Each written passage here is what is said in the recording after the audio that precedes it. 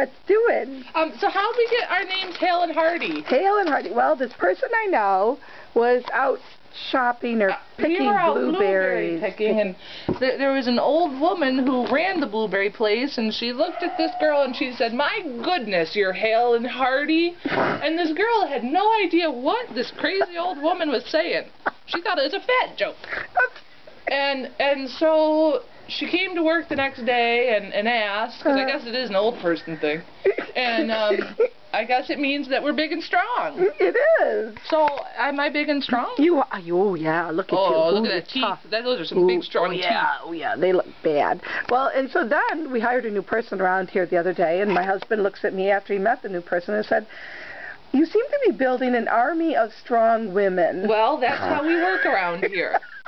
You can't be tough women around here. You can't be weak women around here. No. And then we have one token male, the poor guy. Yeah, who's the weakest of them all. Oh, no. I hope he doesn't watch this video. We'll be in trouble. Pretty much. All right, well, I'm going to go find a home. Okay. And you big, strong women just go do what you big, strong women do. Oh, clean up poop. Yeah, really. well, that's a tough job. Okay, bye. Goodbye.